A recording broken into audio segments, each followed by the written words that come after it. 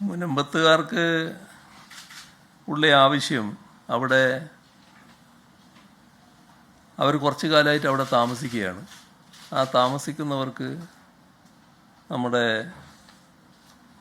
ഇറങ്ങിപ്പോകേണ്ടി വരുന്ന വിഷയം അത് വല്ലാത്ത പ്രയാസം സൃഷ്ടിക്കുന്നതാണ്. അത് ഒഴിവാക്കി കിട്ടണമെന്നുള്ളതാണ് അവരുടെ ഏറ്റവും പ്രധാനപ്പെട്ട വിഷയം. അപ്പോൾ ആ കാര്യത്തിൽ ദീർഘകാലമായി താമസിക്കുന്നവർ എന്ന നിലക്ക് അവരുടെ അവകാശം എങ്ങനെ സംരക്ഷിക്കാനാകും, അതിനാണ് സംസ്ഥാന സർക്കാർ പ്രാമുഖ്യം കൊടുത്തത്. അതിൻ്റെ ഭാഗമായി അതെങ്ങനെ സാധിക്കും, എന്താണ് ചെയ്യാൻ സാധിക്കുക എന്നതിനെക്കുറിച്ച് പഠിച്ച് റിപ്പോർട്ട് നൽകാനാണ് CNR കമ്മീഷനെ നിയോഗിച്ചത്. അതിൽ ചില തർക്കങ്ങളുണ്ടായി. പക്ഷേ ഹൈക്കോടതി അത് ഇപ്പോൾ മുന്നോട്ട് പോകാൻ തന്നെ അവസാനം അനുമതി നൽകി. ആ കമ്മീഷൻ്റെ പ്രവർത്തനങ്ങൾ നടന്നുകൊണ്ടിരിക്കുകയാണ്. എന്നാൽ ആ കമ്മീഷൻ പ്രവർത്തനം ആരംഭിക്കുമ്പോൾ തന്നെ നമ്മുടെ ആ പ്രദേശത്ത് സമരം നടത്തുന്ന ആളുകളോടൊരു അഭ്യർത്ഥന പൊതുവിൽ നടത്തിയിരുന്നു. അത് ഇത്തരമൊരു സാഹചര്യത്തിൽ സമരം അവസാനിപ്പിച്ച് ഈ കമ്മീഷൻ്റെ റിപ്പോർട്ട് വരുന്നവരെ കാക്കുക എന്നൊരു അഭ്യർത്ഥന നടത്തിയെങ്കിലും അതവർ സ്വീകരിച്ചില്ല. അപ്പോൾ അവർക്കെന്തോ മറ്റു ചില പ്രതീക്ഷകൾ ഉണ്ടായിരുന്നു. ആ പ്രതീക്ഷകൾ ചിലർ പോയി പറഞ്ഞപ്പോൾ ഉണ്ടായതാണ്. നമ്മുടെ ഇതിൽ കാണേണ്ട കാര്യം, ഇത് വഖഫുമായി ബന്ധപ്പെട്ട ഒരു വിഷയം കൂടിയാണല്ലോ. അപ്പം അതിൽ എങ്ങനെയൊക്കെ ഈ ആശയക്കുഴപ്പമുണ്ടാക്കി അതിൽ നിന്ന് മുതലെടുക്കാൻ പറ്റും. കുളം കലക്കി മീൻ പിടിക്കുക എന്ന് പറയില്ലേ, അങ്ങനെയൊരു നടപടിയിലാണ് ചിലർ വലിയ താല്പര്യം കാണിച്ചത്. യഥാർത്ഥത്തിൽ അതിൽ ഏറ്റവും മുൻപന്തിയിൽ നിന്നത് BJP തന്നെയാണ്. സംഘപരിവാറിൻ്റെ അജണ്ട എന്ന നിലക്കാണ് ആ കാര്യങ്ങൾ വന്നത്. ഇപ്പോൾ വഖഫ് നിയമഭേദഗതി ബിൽ മുനിയം വിഷയത്തിൻ്റെ ശാശ്വത പരിഹാരം എന്ന് പറഞ്ഞുകൊണ്ടുള്ള പ്രചരണം ചിലരൊക്കെ അഴിച്ചുവിട്ടു. അപ്പോൾ അത് പൂർണ്ണ തട്ടിപ്പാണ് എന്താണ് ഇപ്പോൾ വ്യക്തമായത്. പുതിയ നിയമം ഭരണഘടനയുടെ 26-ാം അനുച്ഛേദത്തിൻ്റെ ലംഘനമാണ്. യഥാർത്ഥത്തിൽ ആ പ്രശ്നങ്ങൾ ഇപ്പോൾ ചർച്ച ചെയ്തുകൊണ്ടിരിക്കുന്ന ഘട്ടമാണ്. ഞാൻ കൂടുതലായിട്ട് അതിലേക്കിപ്പോൾ കടന്നു പോകുന്നില്ല. നമ്മുടെ രാജ്യത്തുള്ള മതവിശ്വാസത്തിനുള്ള സ്വാതന്ത്ര്യത്തിൻ്റെയും ഫെഡറലിസത്തിൻ്റെയും ഒക്കെ ലംഘനം അതിൽ കാണാൻ സാധിക്കും. ഒരു തരത്തിലുള്ള മുസ്ലിം അപരവൽക്കരണത്തിനുള്ള, അതുവഴി രാഷ്ട്രീയ നേട്ടത്തിനുള്ള അവസരങ്ങളായിട്ടാണ് ഈ ബില്ലിനെ സംഘപരിവാർ കണ്ടത്. കഴിഞ്ഞയാഴ്ച ഞാൻ പറയുമ്പോൾ ഒരു കാര്യം പറഞ്ഞിരുന്നു. ഇതിപ്പോൾ മുസ്ലിമിനെതിരെയെന്ന് ചിന്തിക്കുന്നുണ്ടെങ്കിലും അത് മുസ്ലിമിനെതിരെ മാത്രമല്ല നിൽക്കുക.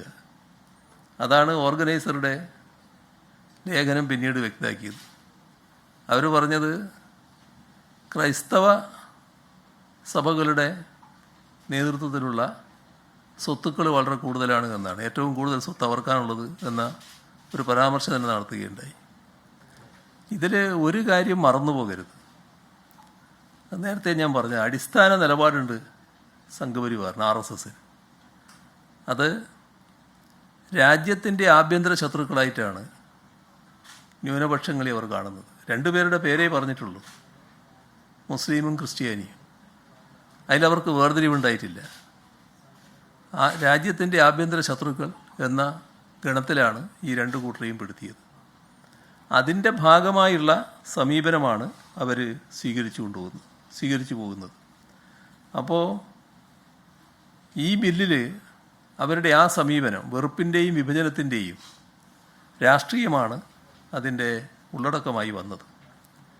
അങ്ങേയറ്റം ന്യൂനപക്ഷ വിരുദ്ധമായതും ഭൂരിപക്ഷ വർഗീയതയെ സംതൃപ്തിപ്പെടുത്തുന്നതുമായ ഒരു നടപടിയിലേക്കാണ് നിർഭാഗ്യവശാൽ കേന്ദ്ര ഗവൺമെൻറ് കടന്നത്. അതുകൊണ്ടാണ് നമ്മുടെ കേരള നിയമസഭ അതിനെതിരെ ഏകണ്ഠമായി ഒരു പ്രമേയം അംഗീകരിച്ചത്.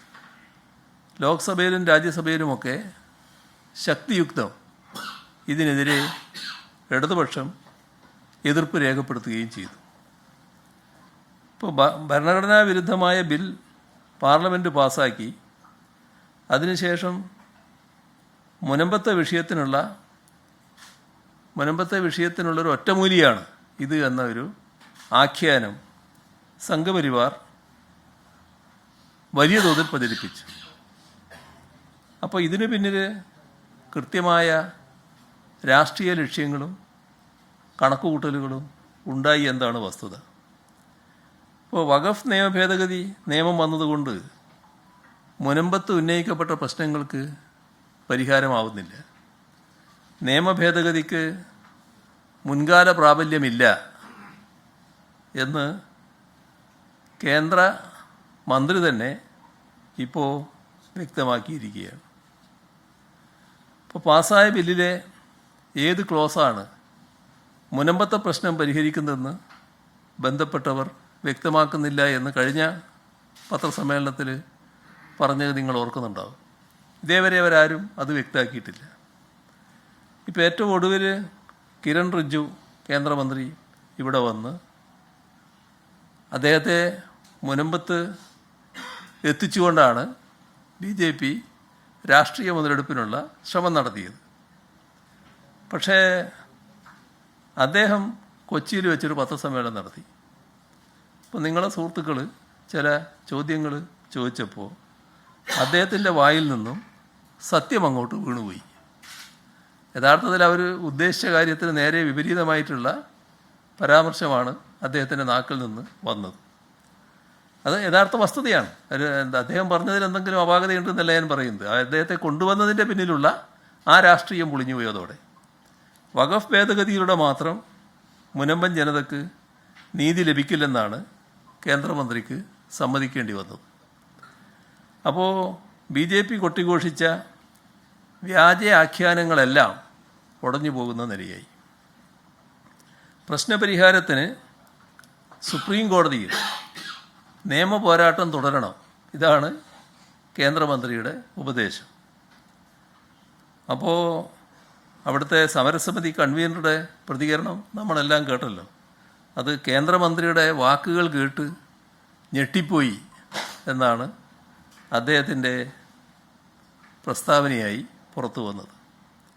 യഥാർത്ഥത്തിൽ ഈ മുനമ്പത്തുള്ള അവരെ പറഞ്ഞു പറ്റിക്കാനാണ് BJP ശ്രമിച്ചത്. മുനമ്പത്തെ ജനങ്ങളുടെ വിഷയങ്ങൾ ന്യായമാണ്. അതിൻ്റെ പരിഹാരത്തിനാണ് സംസ്ഥാന സർക്കാർ ശ്രമിക്കുന്നത്. അതിലാർക്കും സംശയം വേണ്ടതില്ല. ആ ജനതയെ സംരക്ഷിക്കാനുള്ള നടപടികൾ സർക്കാർ കൈക്കൊള്ളുമെന്ന് നേരത്തെ പറഞ്ഞിട്ടുണ്ട്. അതിന് പക്ഷേ നിയമപരമായ പരിരക്ഷ വേണം. എങ്ങനെയാണ് അത് സാധിക്കുക എന്നുള്ളത് ഞങ്ങൾ പരിശോധിച്ചുകൊണ്ടിരിക്കുകയാണ്. ഇപ്പോൾ ഭരണഘടനാ വിരുദ്ധമായ വഖഫ് ബിൽ പാർലമെൻറ്റിൽ പാസ്സാക്കിയ സവിശേഷ സാഹചര്യത്തെ മുൻനിർത്തി ഒരുതരം ദുഷ്ടലാക്കോടെയുള്ള ലാഭം കൊയ്യാനുള്ള നീക്കങ്ങളാണ് BJP നടത്തിയത്. ഇവിടെ ദൗർഭാഗ്യവശാൽ അതിന് പിന്തുണ നൽകുന്ന തരത്തിലുള്ള വാക്കുകളാണ് പ്രതിപക്ഷ നേതാവിൻ്റെ ഭാഗത്തുനിന്നടക്കം ഉണ്ടായത്.